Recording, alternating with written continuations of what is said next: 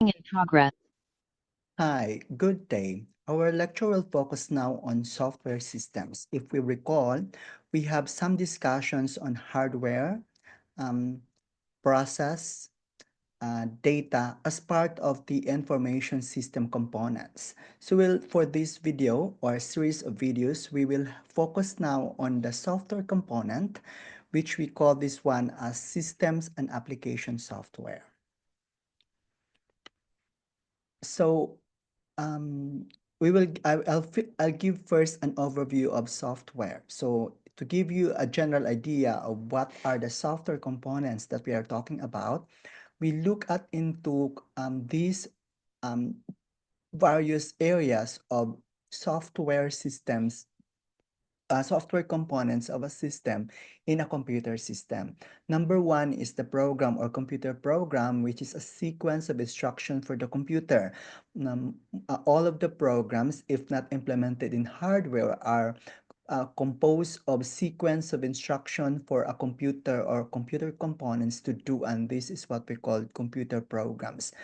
Basically, it describes here as a series of instruction embedded within the hardware or within the software part of the computer as part of its collection.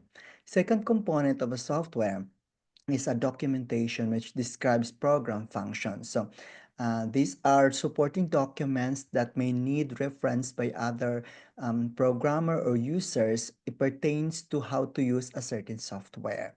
The next is we have a system software, coordinates the activities of hardware and programs.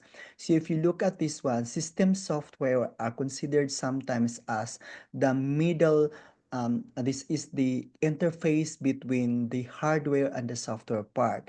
And if you look at the definition of our or overview of the system software, it coordinates activities of hardware and programs. So that means your computer program, which is a sequence of instructions used to coordinate with system software to be able to perform specific functions. And the last one is the application software helps users solve particular problems. These are specific application software that might address a particular problem or a particular task of of a computer user. So if we will um, identify the major components of a software from the perspective of the user, we can imagine we have only three major components. Number one is the documentation, which we use as a computer software, as a computer user. We refer to the documentation to check sometimes on the sequence of steps of or how to appropriately use a certain software. Second is the system software, commonly called equivalent to operating systems. These are systems used to run a computer hardware. While the last one is the application software, which application software usually runs on top of the system software. And the computer program are actually components of system and application software. And sometimes documentation also can be generated through computer program. So all of these components of a software are actually made by the computer program, but the two major components of a software would be a system and application, which normally a certain hardware or a computer system would compose of, aside from the hardware part, would be the system software, which normally interacts with the hardware components, and on top of that um, system software are application software, which is normally interface with a computer user. So why is software important? No? So we have the importance of software in business because many businesses now cannot run or have difficulty running without using a certain software.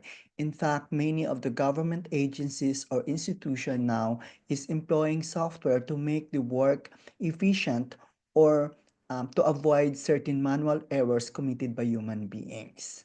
So a example, in a certain organization, there are already transactions that are very dependent to the software, where in fact, if those software is absent, particularly during brownout, it would be difficult for certain organization to run that software.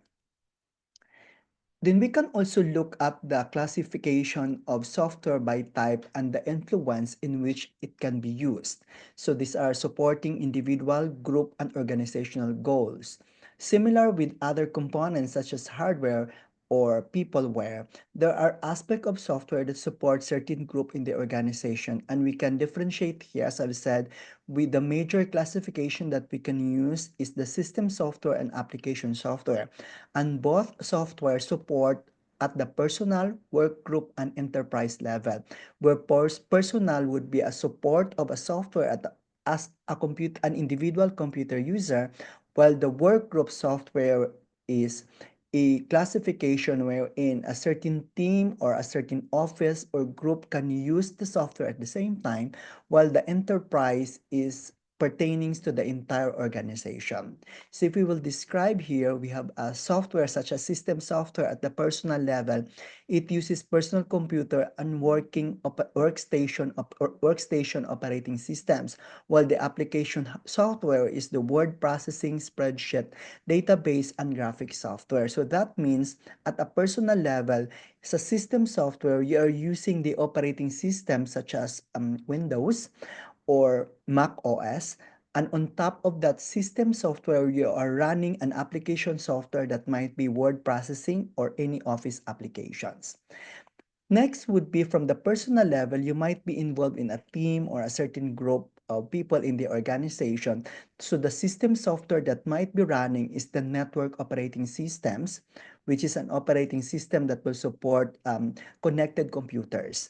And on top of that application software, on top of that network operating system, and a group might be using an application software such as email, group scheduling, or shared work such as Google Docs, for instance, although it might be viewed in a different perspective, but it's an easier example to imagine how an application software is being accommodated or used by or support a certain group of people in the organization.